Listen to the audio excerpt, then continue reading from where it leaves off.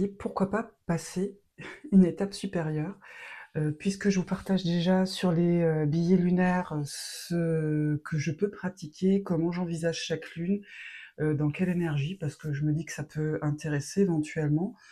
Je vais vous proposer également le type de tirage que je peux faire, que je peux être amenée à faire, avant chaque période et aussi avant, chaque rédaction de billets. Ça peut vous peut-être vous intéresser, heu, par rapport à la construction de ma démarche, mais aussi pour votre pratique personnelle, pourquoi pas?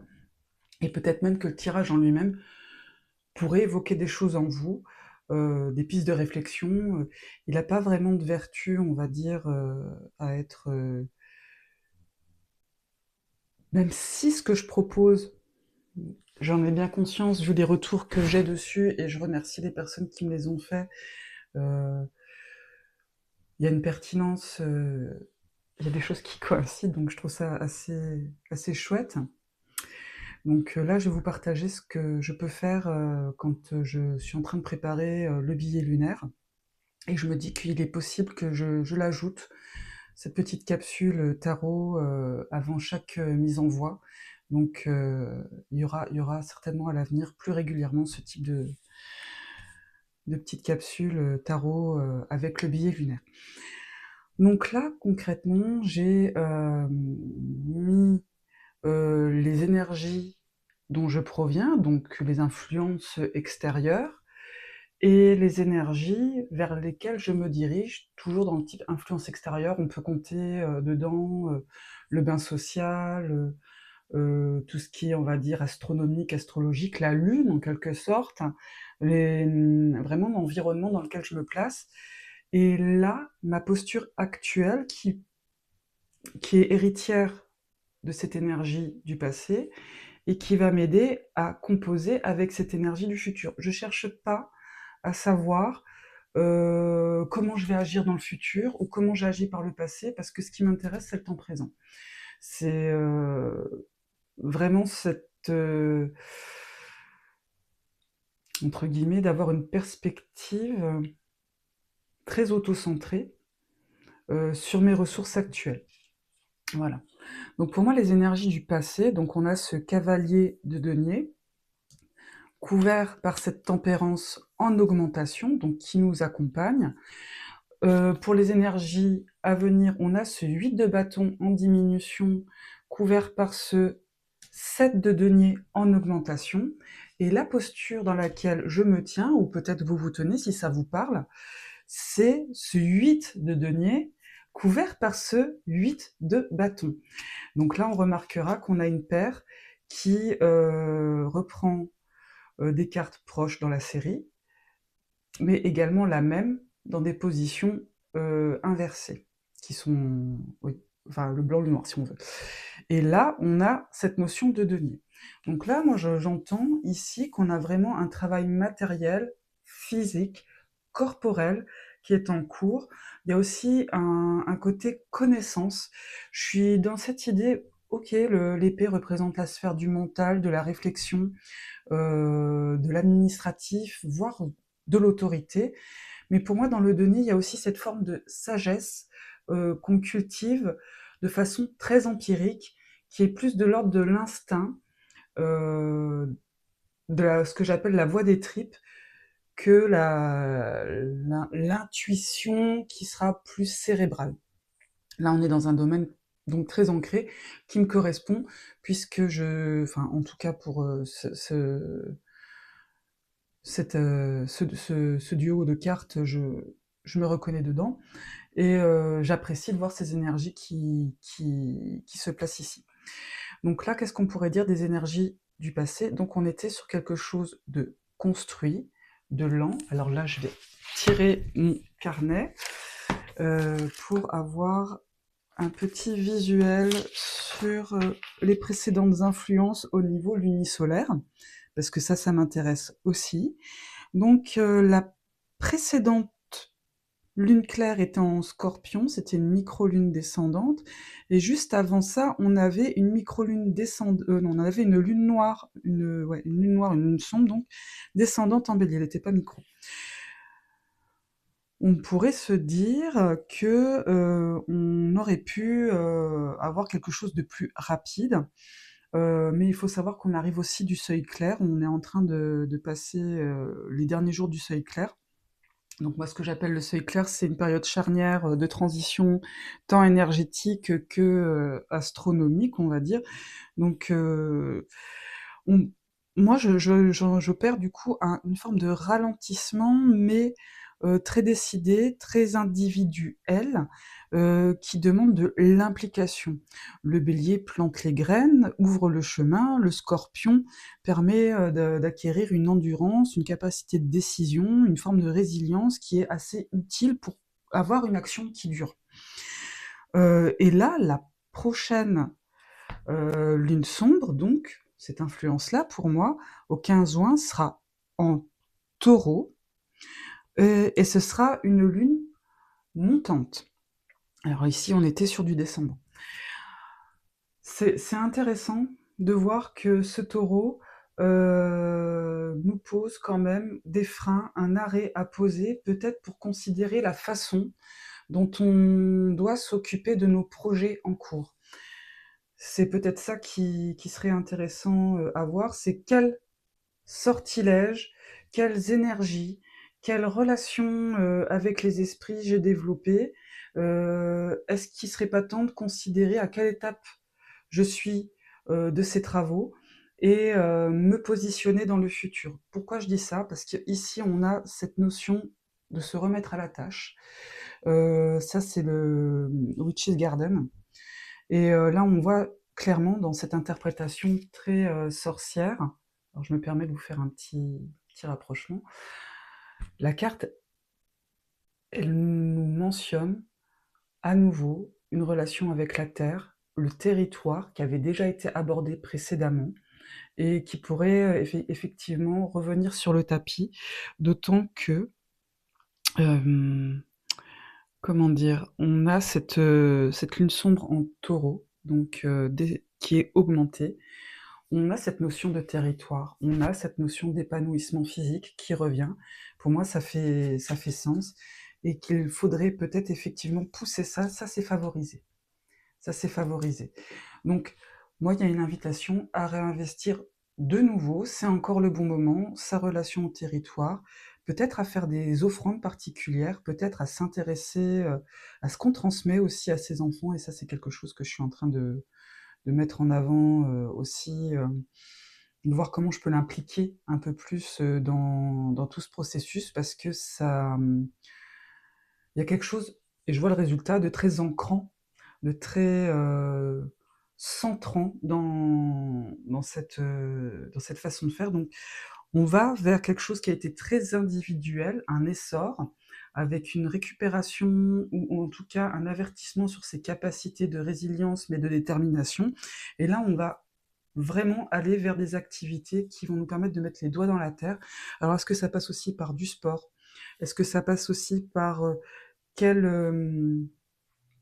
de quelle façon j'arrive à glisser dans mes activités, dans ma pratique, ce que j'ai pu apprendre, ce que j'ai pu accumuler comme connaissances, quelle nouvelle sagesse, je suis capable d'influer dedans avant de poursuivre une action, on va dire, plus concrète, c'est-à-dire, acheter des nouveaux livres, se lancer dans une nouvelle activité ou aborder une nouvelle pratique. C'est plutôt renforcer ce qu'on a déjà et vraiment le rendre plus présent dans son quotidien, dans sa pratique. Voilà. Donc ça, c'est le petit tirage pour la lune sombre à venir. J'espère que ça vous a plu. N'hésitez pas à commenter si vous le souhaitez pour me faire part de vos retours, que ce soit oui, ça me parle ou non, ça ne me parle pas, ou si vous avez des questions. Si vous souhaitez aussi également voir mes prestations tarot, n'hésitez pas à aller sur mon blog, le lien est en description. Je propose 3 types de services: la consultation classique, la méditation sophro-tarot, qui faudra que je sais là, pour cet été, j'ai prévu de faire des vidéos exemples pour vous montrer un petit peu ce que j'entends par là. Et les 3 piliers, et ça, ouais, ça me plairait bien de vous faire un exemple aussi sur comment on peut avancer sur la voie sorcière ou plus personnelle quand quand on veut utiliser ce type de méthode.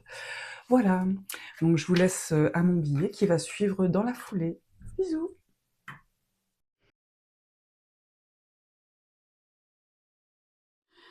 Lèvres libres de serpentine, Slow Witchery Podcast. Alors je vais faire une petite parenthèse un peu plus personnelle. Je trouve qu'en ce moment, au niveau du cheminement, des énergies, de ce qui se passe, en sachant que je suis en transition dévotionnelle, je suis assez satisfaite, assez heureuse et surtout dans ce que je peux, comment dire? Établir, à travers, les billets de lune sombre et de lune claire. En tout cas, personnellement, de mon côté, ça coïncide avec, ce que je vis, ce qui, pour moi, revient à être une forme d'encouragement.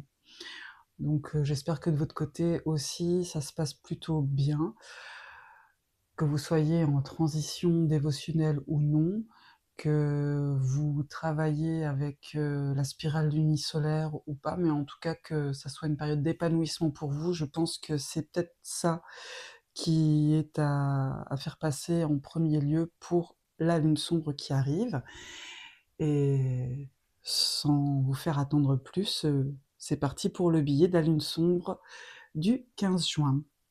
Donc il s'agira d'une lune sombre montante, en constellation du Taureau, en sidéral donc, et le temps lunaire s'écoulera du 14 au 16 juin, et n'oublions pas que le solstice d'été, aura lieu le 26 juin.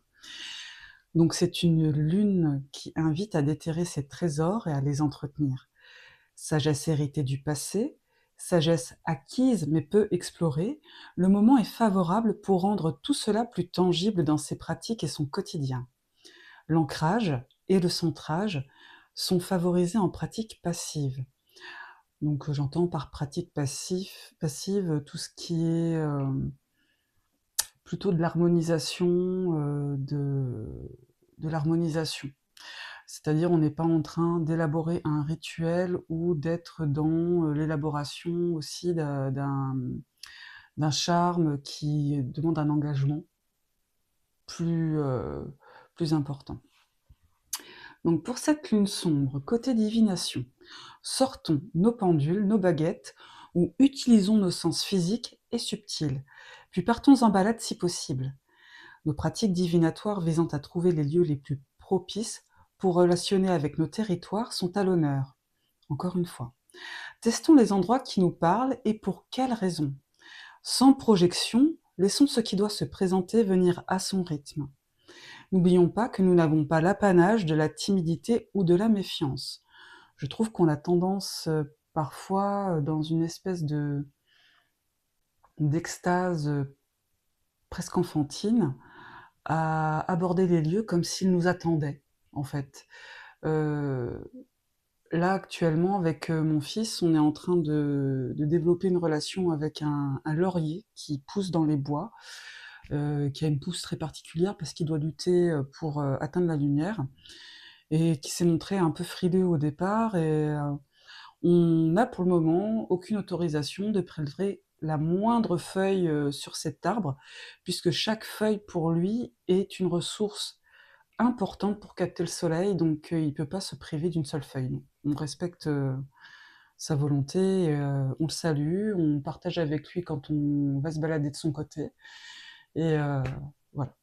Donc la timidité, la méfiance, ou on va dire les impératifs, cette plante nous rappelle que les ressources qu'on a sont parfois minimes et qu'il faut savoir les entretenir, les thésauriser et les emmagasiner. Donc je trouve que le partage de cette anecdote, ça a quand même du lien avec la lune sombre qui arrive. Je vais boire un coup, je poursuis. Côté chaudron, nous avons pu bénéficier du tri fait en amont et nous avons protégé nos arrières et nos acquis. Prenons plaisir maintenant à renforcer tout ça. Une pochette, un tissage, de la broderie, de la couture, quelque chose qui nous demande de glisser dans une trame nos trésors de sagesse, de les fixer, de les conserver pour les apprécier. En réalisant un talisman avec ce type de technique, veillons à repasser chaque graine récoltée depuis le début de l'année lunisolaire. Alors, ces graines, vous pouvez les manifester avec, des perles ou un motif ou enfin, des petits objets, des couleurs, ou un point particulier qui aura, entre guillemets, «une résonance évidente» pour vous avec ce que vous essayez de retranscrire dans votre motif. On est sur cette idée où la vie est une tapisserie, où certains symboles vont se révéler, certaines choses vont rester, intégrées dans cette trame qui va nous constituer, donc c'est plus, ça. Plaçons dessus l'énergie du soleil, dont bientôt la lumière commencera à décroître, du fait du solstice, car ces gains intérieurs auront besoin de cette ombre céleste pour se maintenir durant l'été. On a tendance à oublier qu'à partir, du solstice d'été, la lumière décroît. C'est pour ça que le seuil clair a lieu juste avant, pour moi. La lumière décroît. Nous entrons de façon factuelle dans la saison sombre, la partie claire de la saison sombre. Mais ça reste quand même, pour moi, le début de la saison sombre, c'est maintenant. C'est très particulier comme posture, j'en ai conscience, mais c'est ce déclin qui est juste là, au tournant du mois. Et pour moi, le seuil sombre, ce sera le moment où on attaquera ben, les derniers moments juste avant que la lumière ne commence à croître de nouveau. Ah, j'ai du mal à le formuler. Donc, pour revenir à nos moutons, ce travail qui sera fait donc pour maintenir ces gains intérieurs ne sera pas à proprement parler de la magie des nœuds, c'est un hommage et une prise de distance pour apprécier les fruits de notre cheminement. Nous ne verrouillons pas, nous n'imposons pas notre volonté, comme on peut faire dans la magie des nœuds, ou c'est pas non plus une réserve énergétique qu'on va faire, parce que ça peut aussi servir à ça, la magie des nœuds, à emmagasiner une énergie ou une volonté particulière pour la libérer dans des rituels plus longs, plus complexes, bref. Le résultat magique aura pour but d'ancrer et de centrer pour ensuite éclairer nos prochaines actions.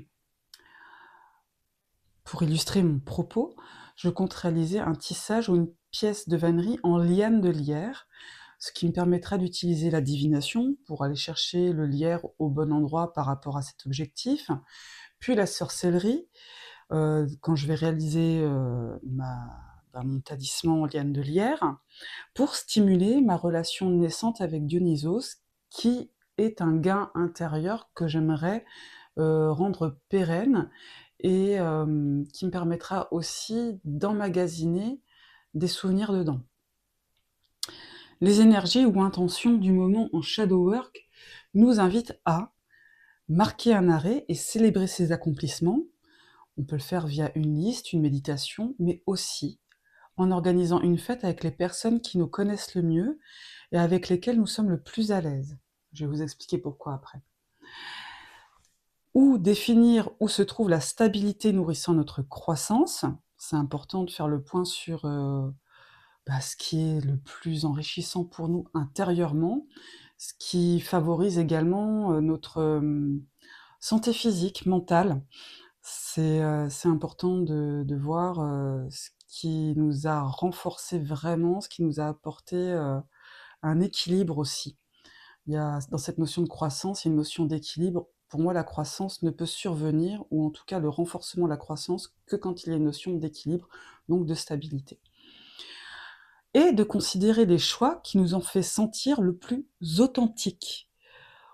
On est dans cette idée que l'authenticité est un levier qui nous permet d'avoir la croissance la plus saine possible. Donc quels sont les choix qui ont permis de valoriser notre personne, nos cheminements, qu'ils soient sorciers, séculiers, vraiment tout ce que ça peut mettre en œuvre dans notre épanouissement. Donc je vais vous expliquer pourquoi organiser une fête, ça peut être un moment shadow work. même si ça peut être surprenant. J'estime que nous oublions souvent que créer de la ressource en matière de souvenirs heureux fait partie du shadow work. Se remettre en question est parfois très douloureux, ce qui arrive régulièrement dans le shadow work. On se confronte à nos propres impasses, c'est parfois, comme un puits sans fond, on ne voit plus de lumière. Donc pour contrebalancer ces travaux difficiles, des explorations mélioratives sont donc activées. Constituer des souvenirs heureux en fait partie. La saison, la constellation et l'approche du solstice encouragent ce type d'action. C'est le trésor à rassembler pour l'hiver prochain et pour se rappeler que nous sommes aimés et capables de réunir.